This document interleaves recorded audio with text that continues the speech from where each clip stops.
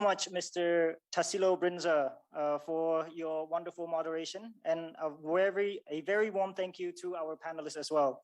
Unfortunately, due to the short time that we have, we do not have time for the Q&A session. So therefore, we would be more than happy to collect any inquiries and ask our panelists in due course. I am also very optimistic about the panel discussion and which will enable participants to deeply comprehend the substantial contributions of the world's economy in the post-COVID-19 era. So without further ado, I hope to bring us to the next session, which includes the final panel discussion of the program. Many thanks to our moderators and panelists again for sharing such wonderful thoughts with us. We have now concluded the two panel discussion and will start our third panel discussion. The Ministry of Commerce of Cambodia is indeed honored to partner with Bruegel, the Brussels-based economic think tank, to organize the Asia-Europe Economic and Business Forum third panel discussion under the topic, Advancing Global Value and Supply Chain to Mitigate the Challenges Arising from the Current Pandemic. Without further ado, I would like to invite our moderator for this discussion, a seasoned economist, a senior fellow at Bruegel, and a professor at the Université Libre de Bruxelles. Excellencies, ladies and gentlemen, please welcome Mr. André Sapir.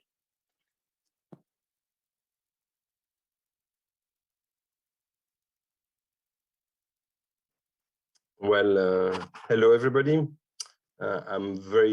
I'm very pleased to be here with you and to be chairing this panel session. Now, the purpose of this session is to look at the role and the future of global value chains in the wake of the pandemic. The issues that we will address are several. Obviously, global value chains played a key role for Asia's integration in the global economy, especially over the last 30 years.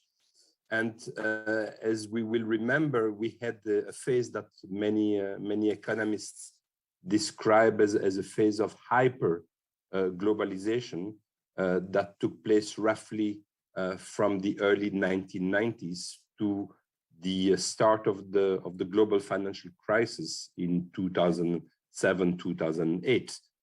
And then we seem to have reached a point described by many as peak globalization.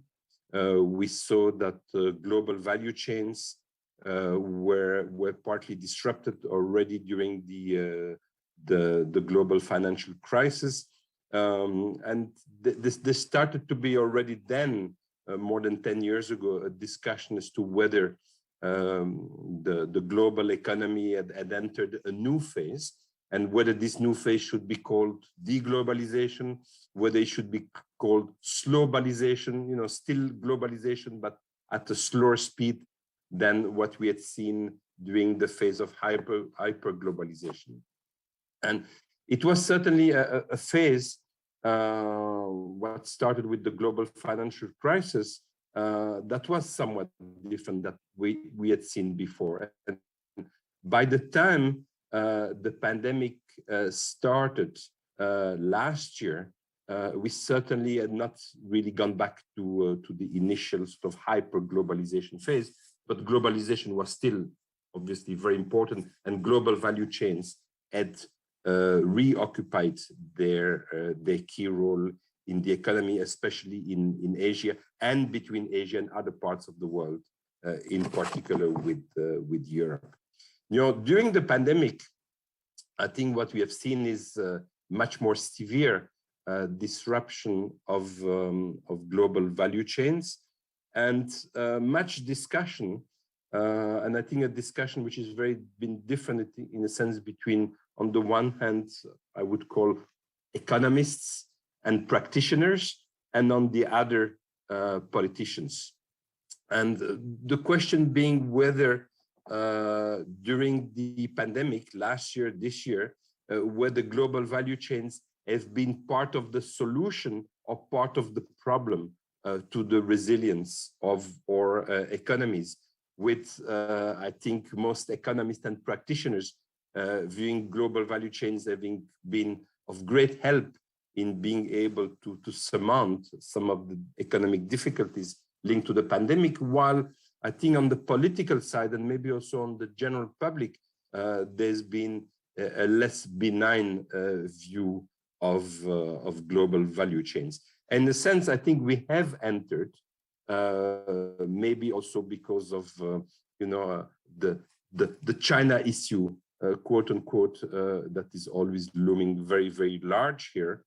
We have entered a phase where these global value chains are not viewed just as from an economic or business perspective, but also from a political or even geopolitical perspective. So I think the what we would like to do in this panel discussion is draw on the fantastic knowledge of five panelists to get a handle on this question of what is happening with global value chains and what can we expect in the wake of the pandemic.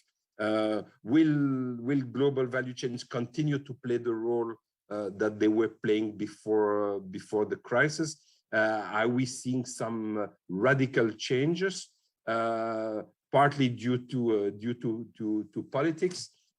Is reshoring becoming a very important trend, especially in the advanced economies in Europe, but also in the United States and in Japan, that will disrupt the global value chains? Are we moving from global to more regional or even to more local? And what does this all mean for globalization and for the role of the Asian economies in the world, in particular in connection with Europe? So let me turn to our panelists, and I will start with Ms. Carmen Cano, who is Deputy Director General for South and East Asia at the Spanish Ministry of Foreign Affairs.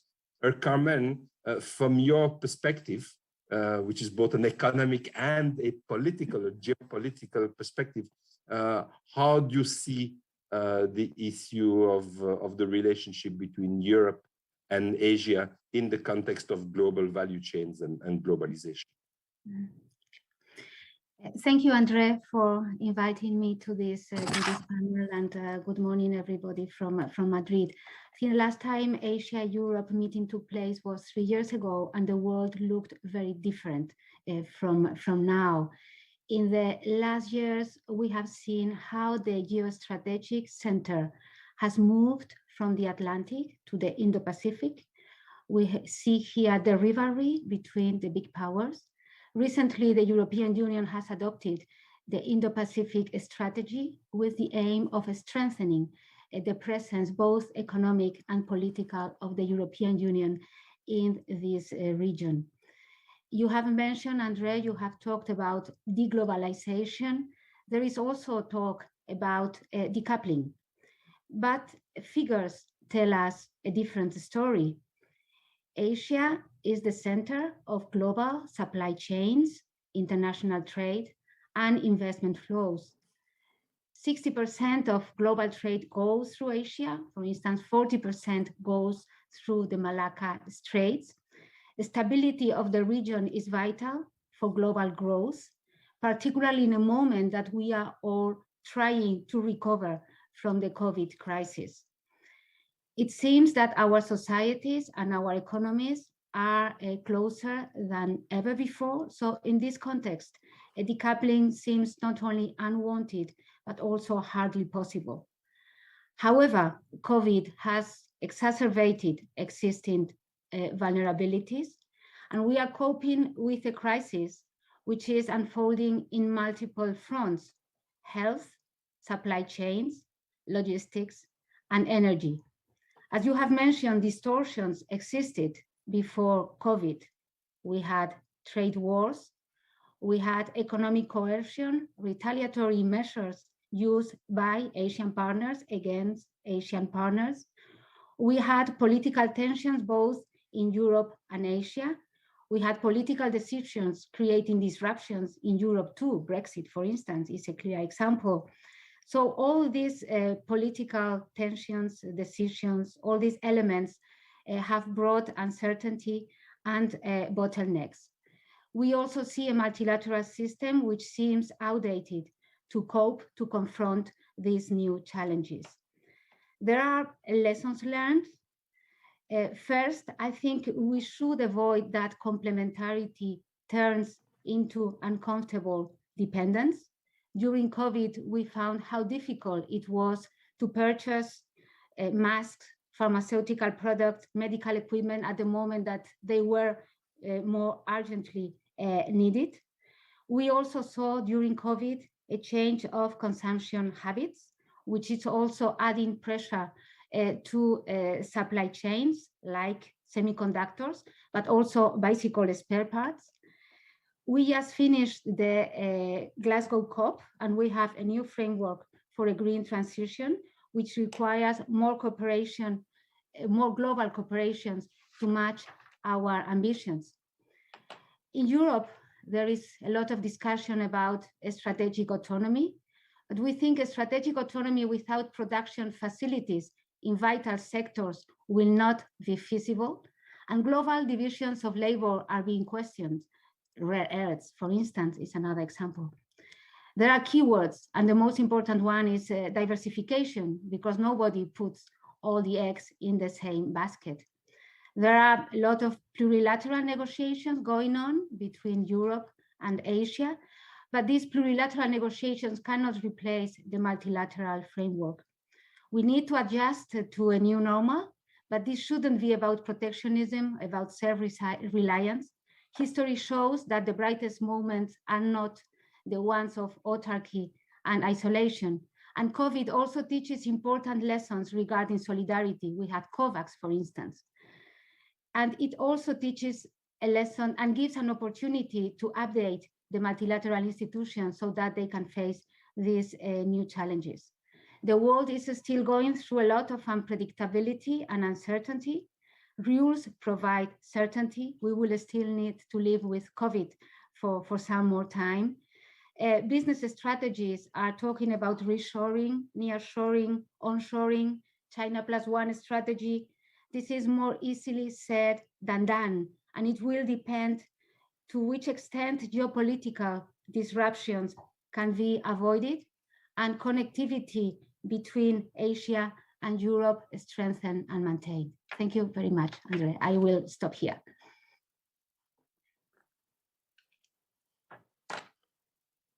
Thank you. Thank you very much, Carmen, for, in a sense, setting the scene. Now, having done that, and I think having given us some important messages, both economic and, in a sense, political messages, I think now we need to get into some of the facts, on the ground. What is going on with global value chains? What was going on before the pandemic, and how has the pandemic changed or not some of those trends? So we are going to have now three interventions that will give us a number of facts. So let me turn first to Mr. Yang, who is a principal economist at the Asian Development Bank. Yung Wang. Yeah. Thank you. Thank you, Andre. And I'd like to thank the Cambodian government for hosting this very important and meaningful event. This is very relevant and timely. To put the things into the perspective, let me quickly touch upon the overall trend of global value chain in the past decades. According to the ADB's estimation, the global GBC participation has declined since 2018. Although the absolute number of estimation could be varied across different institutions, but all the estimation point to the similar trend actually. And there could be various factors behind this situation. And some are talking about the potential saturation of the global value chain expansion after the rapid growth since the early 2000s. And others are also referring to the impact of the trade conflict between the major trading partners in the world. But in my mind, apart from these two factors, there could have been some structural factors which have played out since some years back. For example, the bedrock of the GBC expansion since early 2000 has actually been the offshoring and outsourcing motivation by businesses, including multinationals, utilizing cheap labor costs and other production costs in developing countries. But with the progress of the technological development, the weight of the labor costs in the production function has been reduced significantly. And many businesses now can cover some segments of the value chains themselves, which have been outsourced before by adopting robots and automation in the manufacturing sectors. So in the meantime, many developing countries, as they move up the technological value ladder, will be also inclined to internalize some segments of value chains, in particular, the upstream part for which they have also relied on the suppliers from abroad. Although sounding a bit pessimistic, not everything bodes ill for the prospect of the GBC in the future. Various technological advancement will work towards shortening GBC linkages for both advanced and developing countries, as I discussed right before. Many developing countries, such as Cambodia, Laos, PTR, Bangladesh, and Nepal, have yet to accelerate their industrialization process, which will certainly contribute to the expansion of the deepening of GBC. So depending upon which counterbalancing factor will outweigh the other, the future of the GBC landscape will be crucially characterized, as I suppose. Now, when it comes to the regional value chain landscape in Asia, actually the Asia's regional value chain has been deepening and expanding unlike the GBC landscape.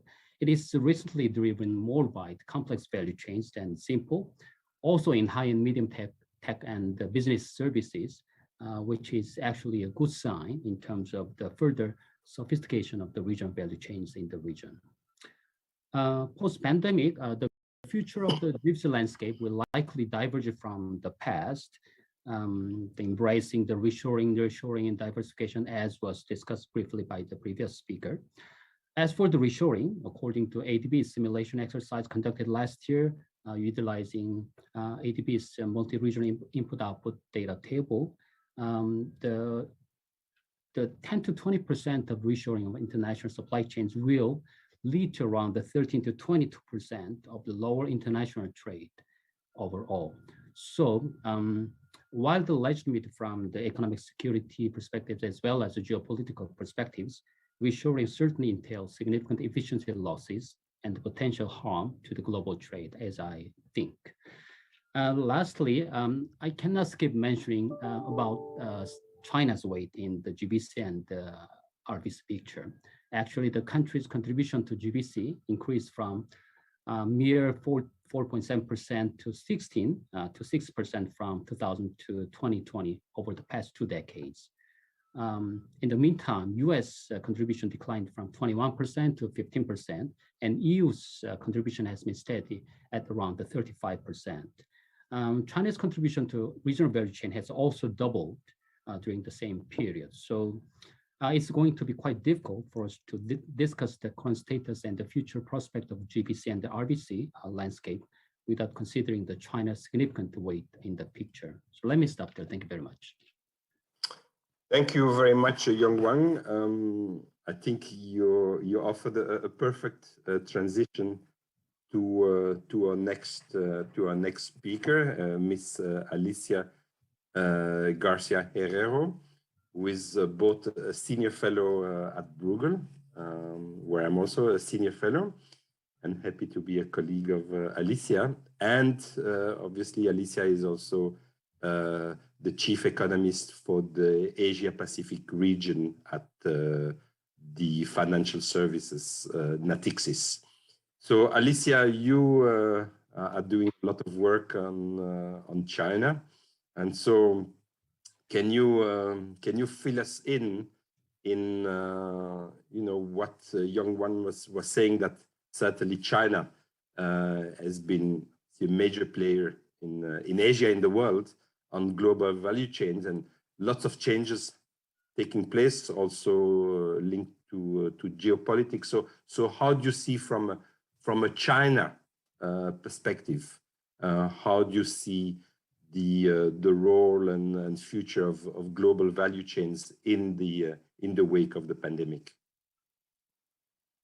Thank you, Andre.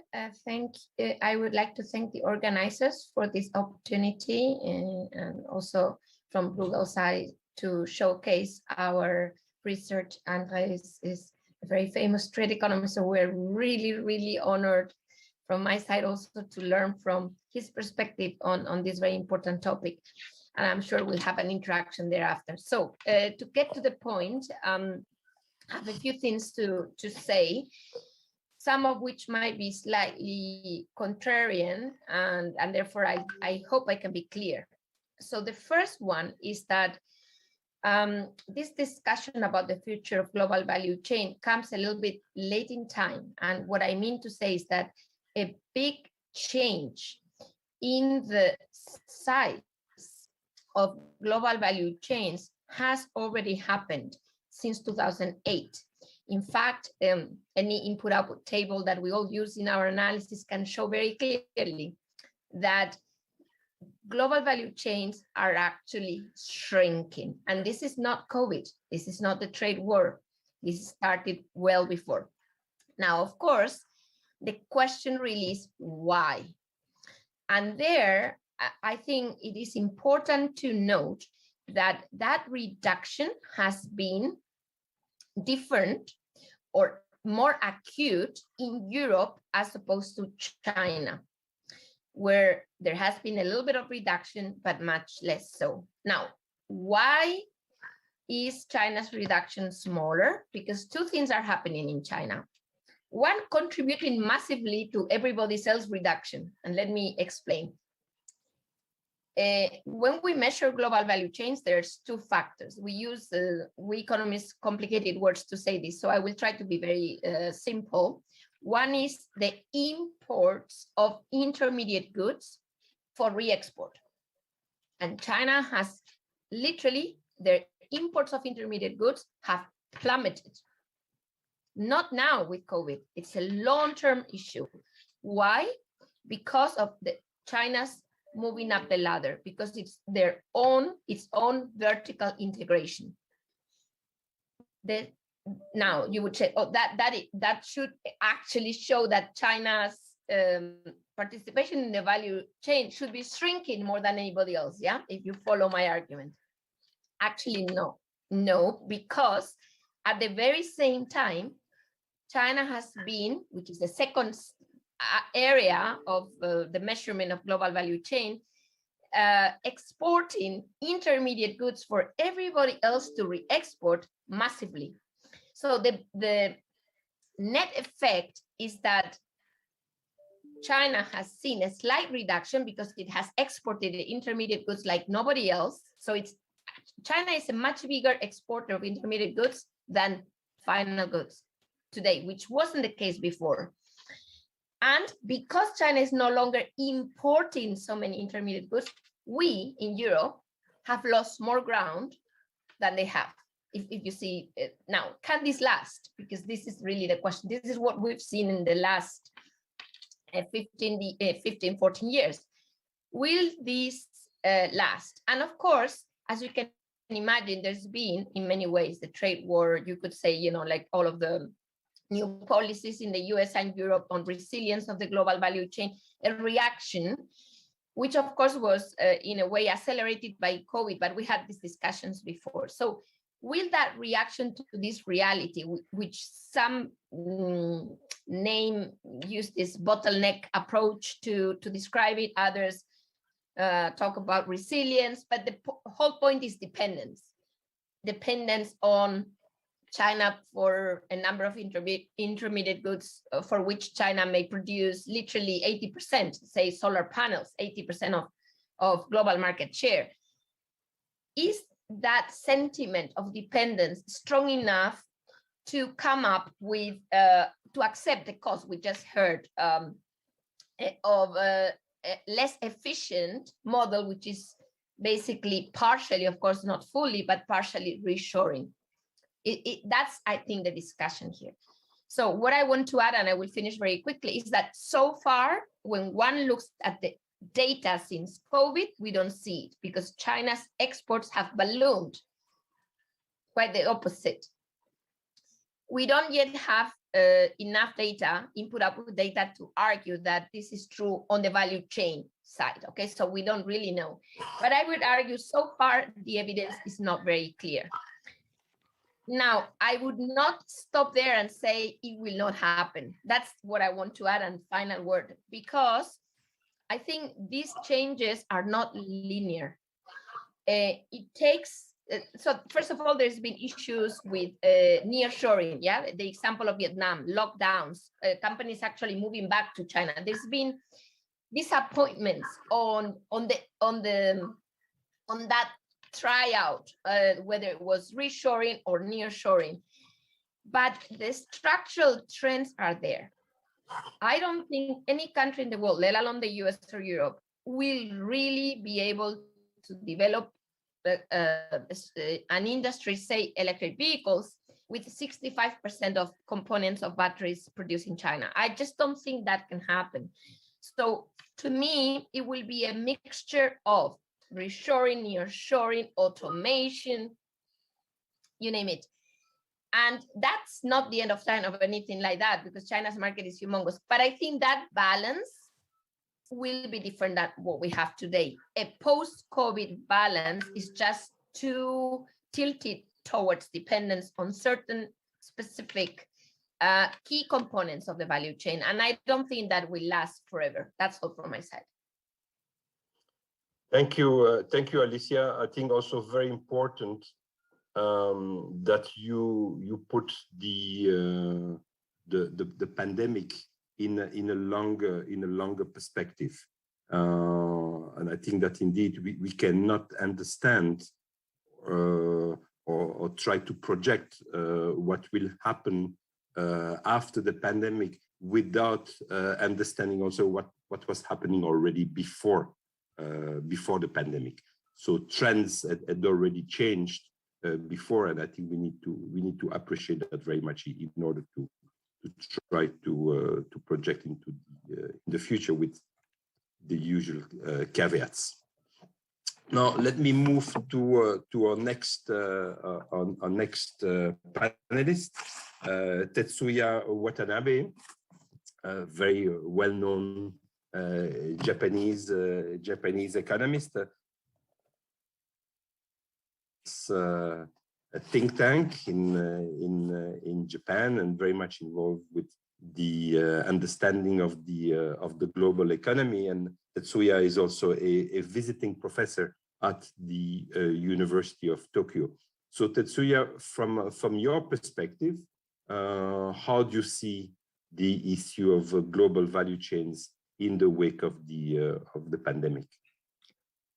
Thank you very much, Andre. And first of all, I would like to thank the government of Cambodia for organizing this very important event, and also thank Bruegel for hosting this interesting session. On your question on supply chain risks and resilience, now that is a theme of highlighted discussion among the policymakers and business representatives in every capital. And of course, there are many reasons for that. And if I pointed out a couple of them, number one, of course, is geopolitical tensions between the superpowers. There are measures of export controls and investment screenings and supply chain reviews. That is the first one.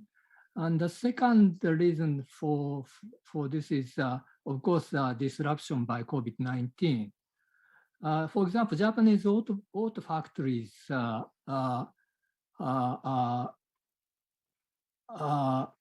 Japanese car export in September this year, for example, fell 40% from a year earlier as supply chain disruptions in Southeast Asia like Vietnam and other parts, and also a global semiconductor crisis forced the Japanese auto assemblies to stop their assembly inside Japan.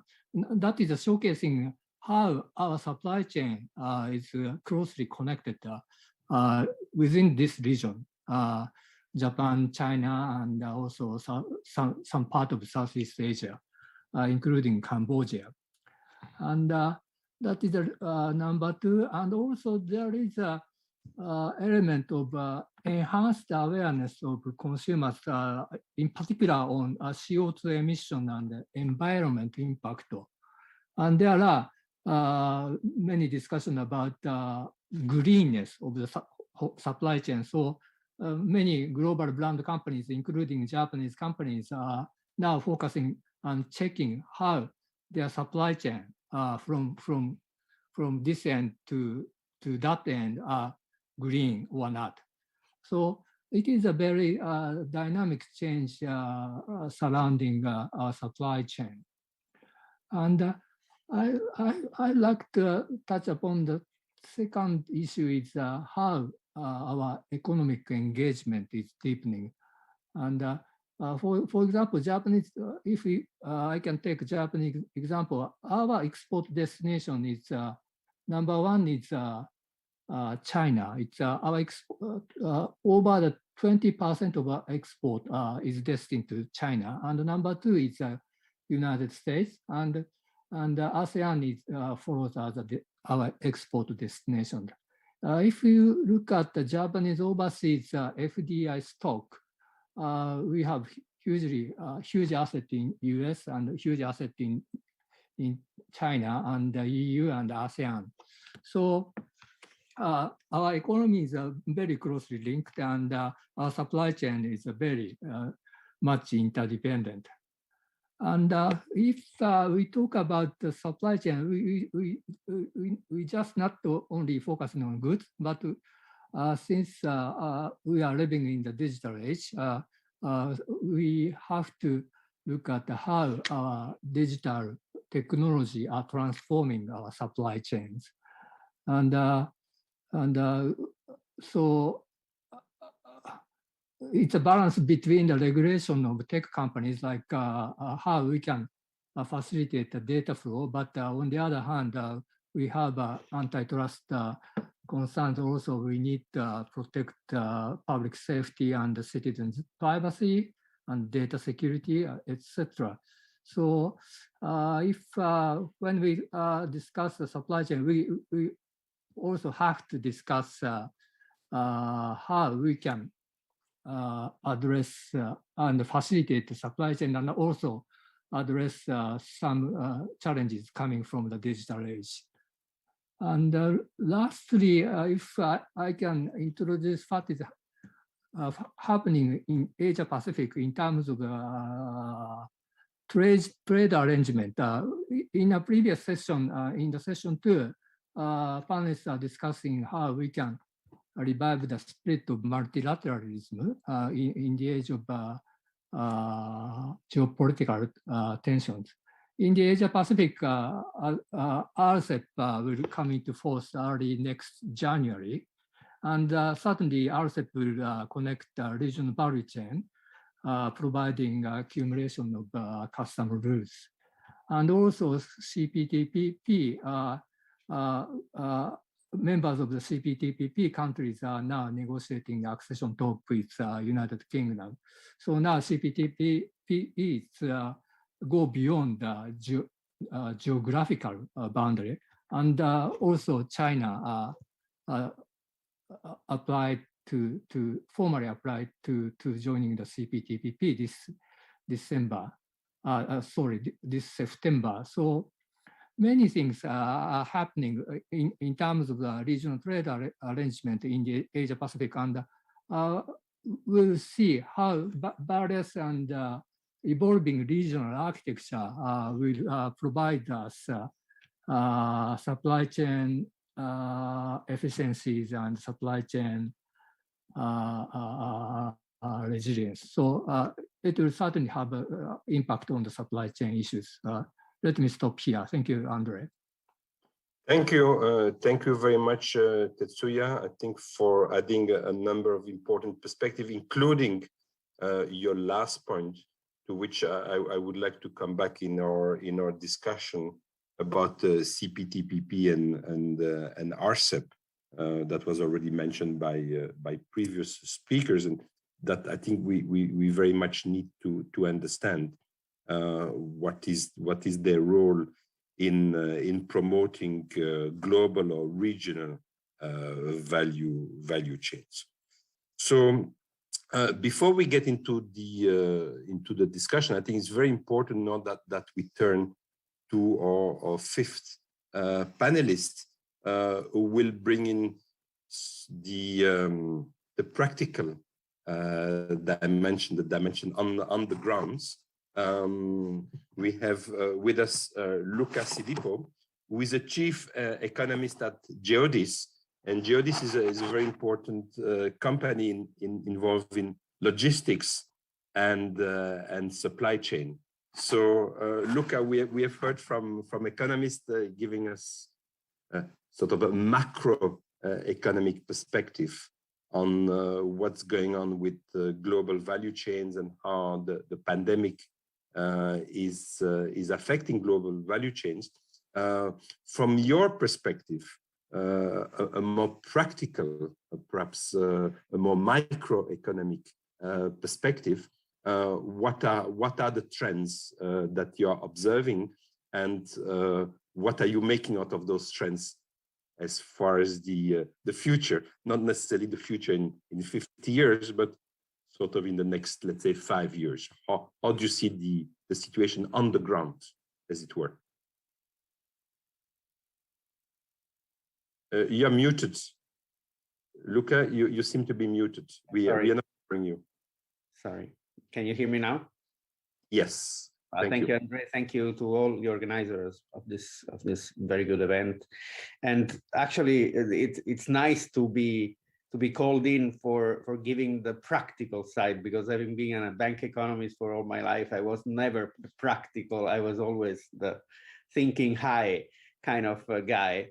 So I will try indeed to bring a practical aspect, and this is a crisis, of course, that we're as a member of a supply chain services company, we see live. I would want to say.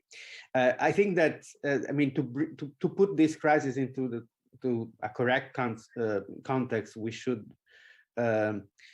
understand that what is happening to international trade and to global economies is the result of three, not one crisis.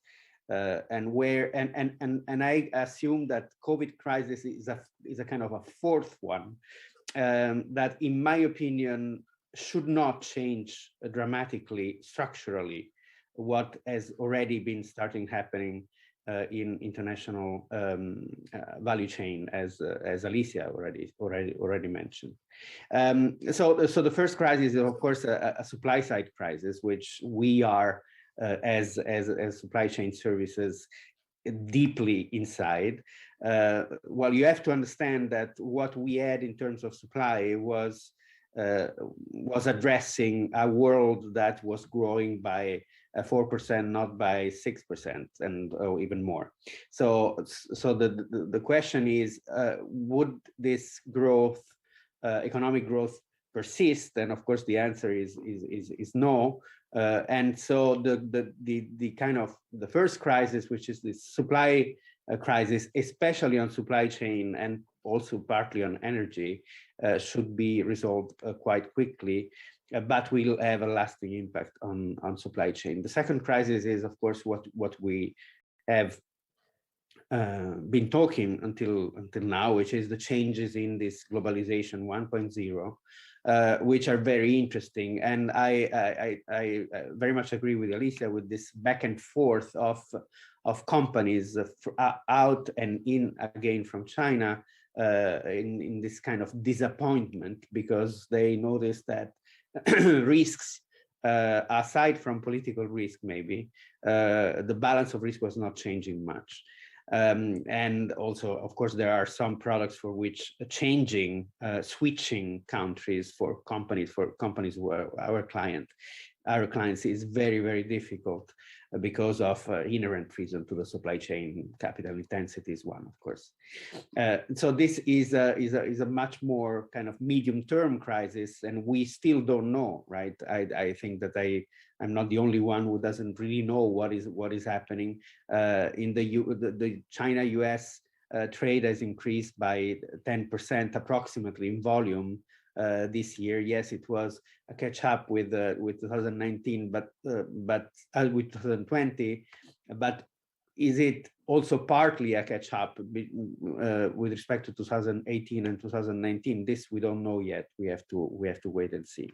And finally, the final crisis, which is the long-term one, that is also going to have a huge impact on the shape of supply chains and the direction of flows, is the climate crisis. I think this is a very, very important element of change in global value chains. I mean, if you look at all the metals, for example, that you need for primary consumption, for primary construction of renewable energy assets, the geopolitical risk that is associated with the distribution of these commodities is, of course, massive.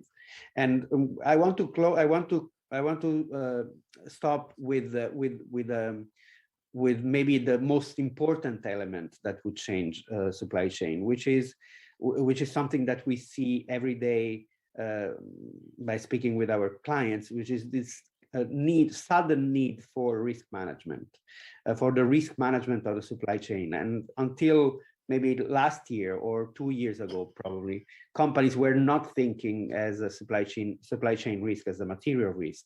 And I think more and more of those companies are coming to us and saying, okay, what do I do? Because I cannot reshore completely because of those factors that I mentioned before. So I still face much more risk than before. And I think that this is the element maybe that sums up the three crises I've been listing. That is the resultant of these three crises that will change dramatically how we look at value chain, how companies look at their value chain, and hence also changes in international flows. Thank you. Thank you, Luca. So let me rebound on what you just said, and then put this to all the participants. I think globalization, what we have observed for the last 30 years roughly, and with Asia being playing really a massive role in this phase of globalization, and in particular with the global value chains. I think globalization is driven by two fundamental elements. One is technology and technological change, and the other one is government policy. And firms operate, and firms that are obviously the drivers of global value chains, they operate in an environment, a technological environment and a policy environment. And certainly we had, I think in the 1990s, in the 2000s until the financial crisis, an environment both on technology and government policy with lots of liberalization that favored globalization. And one of the big policy decision was China's own decision to integrate itself more in the global economy. And we will have next month we will celebrate the 20th anniversary of China joining the WTO in 2001. which was really a among us decision, both on the part of China and on the part of its partners. So my question is really, from the point of view of firms, the drivers again of globalization.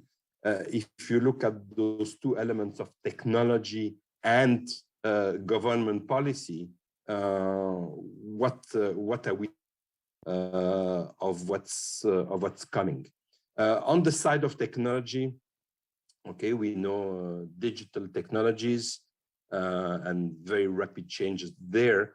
I think my feeling, but again, I want to hear from all my feeling is that when I discuss this with both economists and sort of practitioners, there are very, very different views as to whether issues like 3D printing or other of the technological elements that have started to come online, but that will certainly accelerate in the coming years, what kind of effects they will have on globalization and on global value chains. I think I hear very, very conflicting elements. Some saying that I mean, it will have a negative effect on trade.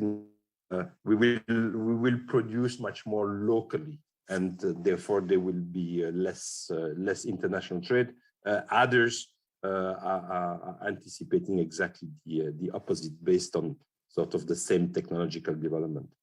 So I think in the end, probably the main issue, sure, firms in order to to achieve resilience, they need to diversify more, but more diversification need not have any impact on globalization. It may change a little bit the trade flows and the geography of the trade flows, but in a sense, if you think about the fact that you will have more location of production, that could in fact increase international trade and increase global value chain. So I think the real element is in the end on the part of government.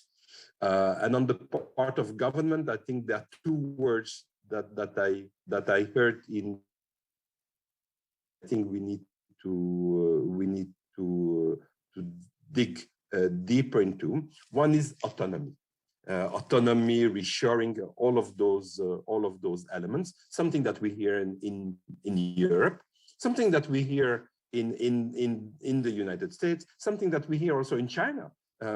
So it's something that we hear in Japan. So this is becoming quite a common word in the mouth of politicians when they discuss the global economy and global value chains.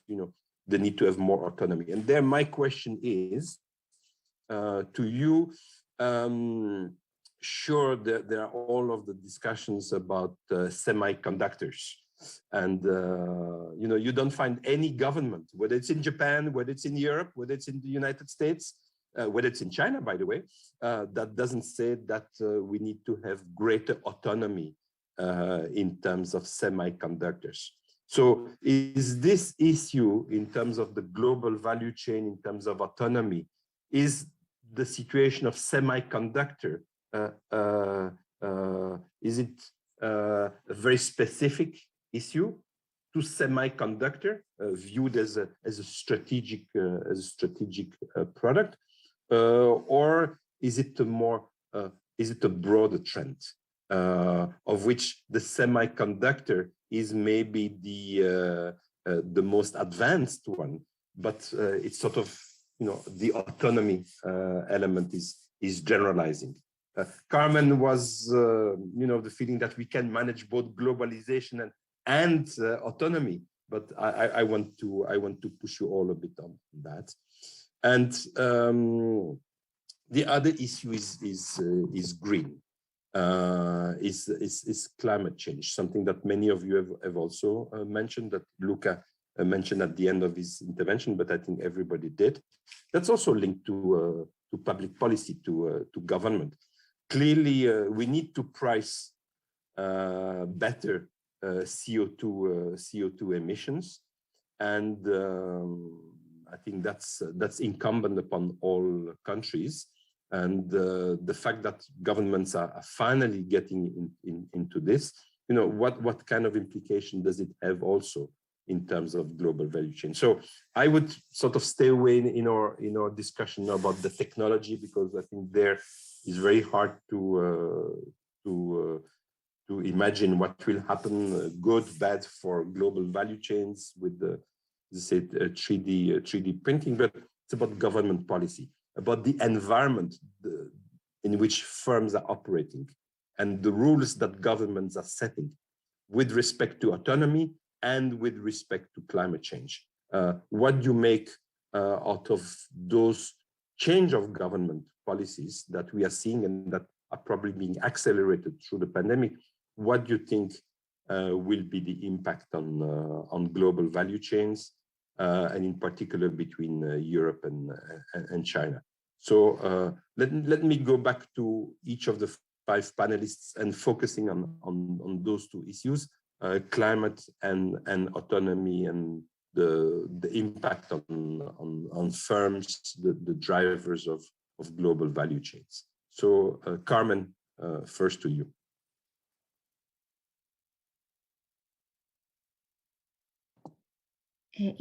Thank you, Andre. Yes, very briefly. At the EU, when we talked about autonomy, we talked about open strategic autonomy. Open because it's not about autarky, it's not about protectionism.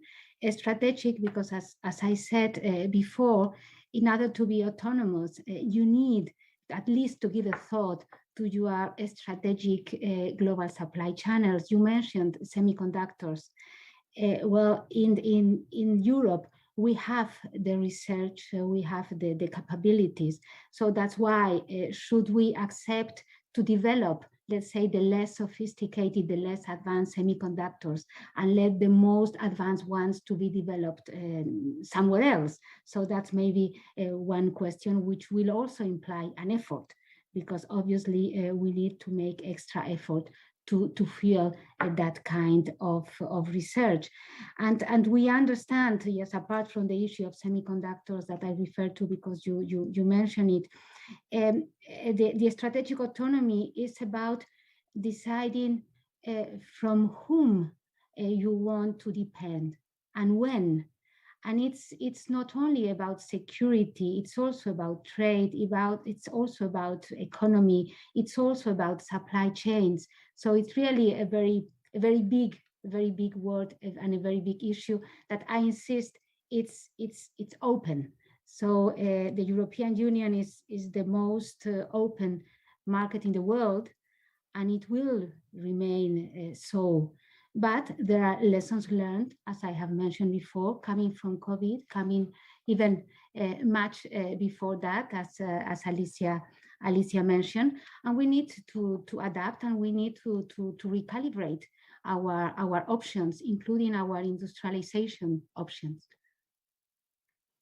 Thank you, Carmen. Very important message. Young one. Yeah, thank you, Andre. So posing the very valid questions on the table. So first, on the issue of the technology, I think there could be the different impact coming from the different levels of technology. As you have rightly pointed out, in the past decades, the technology has played a key role in promoting the GBC expansion, like the ICT, internet connectivity. Those kind of basic technologies have a significantly lower the communication cost for the multinational businesses around the globe. But when it comes to the high-end, the technology such as the 3D printing or IoT and the artificial intelligence and the AR, VR type of things, it may work toward the other direction. For example, if businesses can produce some of the intermediate goods themselves, utilizing those kind of high-end technological advancement instead of outsourcing those intermediate goods to the firms abroad, then it may work against the expansion of GB. So I think that the different levels of the technological development will work in a different ways. And also when it comes to the government support, semiconductor sector is quite exception in a sense, because the semiconductor sector is a hugely capex incentive sector. So assuming around the 4 to 5% increase in the global demand for the next 10 years, we estimate around the $3 trillion of additional investment should be made, so which cannot be solely handled by businesses alone. So government should mobilize some kind of incentive system to encourage more investment into the sector. But overall, the caveat of the globalization has been the cost efficiency pursued by the businesses, right? And I still think that although there could be some the backlash against the expansion of GBC, like what was mentioned by Luca, such as the just-in-time instead of just-in-case instead of just-in-time inventory management for the sake of the risk management perspective. But still, the efficiency gains is too much attractive to the businesses. So in terms of free cash flows and the profit margins, so I don't think the businesses are ready to entirely forego that kind of potential efficiency gains from the globalization. So there is some caveat there. In terms of greening of the economy, I think that the notion of the globalization is based on the requirement, the competitive advantage, and the specialization gains from specialization, whereby the countries which can produce certain products the most efficiently should be specialized in those sectors. But the reshoring part of supply chain will go against that kind of notion. But again, the factor of the technology come into play again here. For example, if some countries, some businesses reshore a certain part of upstream segment of value chains back to home country, but they can yet produce the products even more efficiently, utilizing less amount of resources with less inputs of labors, then there could be some different angle that we need to consider. So technological development can also play a part in terms of thinking about some negative impact of reshoring and the negative impact on the greening the economy. Thank you. Thank you very much. Thank you, Youngwang. Alicia, your turn. What is your take? Yes. So what I would like to say is that if our measurement of efficiency of value chains, which drives the whole discussion of offshoring, is changing. Luca mentioned the just in case, but there's many other issues. It's basically excessive reliance, what if, the just in case issue, but also the decarbonization of value chains will hugely come into the consideration of efficiency, because if we move to a world, and Andre has been working on this, in which we actually have a true price for carbon, and whether it's cross-border or actually a more kind of general global carbon pricing strategy, then that efficiency that we're measuring today may look very different. So because this is so dynamic, my point is that the good old times where efficiency of value chains were easily calculated, which were pushing executive boards in different multinationals to just move ahead, that's no longer the case. It's just measuring the carbon footprint and where it might be more or less, and how it comes to taxation. That's going to change the whole thing, and of course technological change. So it's really very difficult times for executives. Luca, I have to say, I can understand how you feel on your pragmatic experience. So that's all from my side. Certainly good for business for Luca and his company, but he will come back to that. Tetsuya, from your perspective, and maybe since I wanted to focus on government and the role of government and how government policies, both on autonomy and on climate, will impact decisions and strategies made by firms. How do you see that? Do you think that there is a major shift, a minor shift in government policy in this regard, on its impact on what firms will do with respect to global value chains? Thank you, Andre. First of all, on semiconductor, it is true that policymakers and the businesses are now focusing on how they can secure supply chain of semiconductors. But even for the semiconductor, if you look at the design and manufacture and assemble and test, it is said that over the 70 cross-border transactions are happening in the semiconductor value chains. So it's certainly global and it's very interdependent. But now policymakers are struggling to calculate the balance between the risk of disruption of semiconductor supply chain and its efficiency. So that is a challenge for policymakers, but yeah, it's a sort of key issues for digital economy. And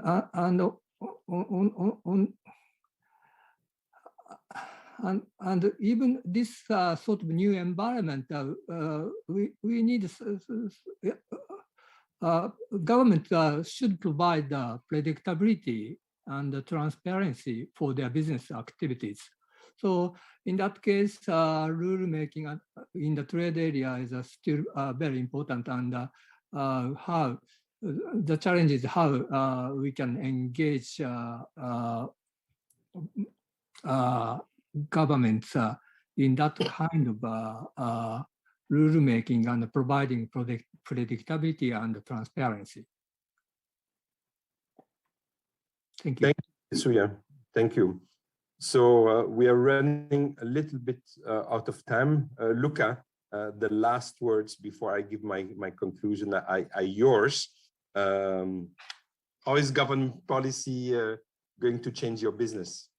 Yes, I will. I mean, I'm happy that everybody wants to work for a supply chain company now, but I think it's going to be short lasting. Actually, I will focus in the interest of time more on climate, which bears the biggest weight, I think, on how the supply chains are going to change. There are two things. Very quickly, there are two things here. First, there is the footprint of transportation, because global supply chain need transportation, and I think there you can see already some vectors of transportation, for example, container ship, that are more redirected towards a progress in terms of footprint, and others that are less. And I think that the balance of the footprint of transportation of this, so how much to the world this global supply chain will cost in terms of footprint, the progress there will determine what will happen. And I think that we all should look at this development,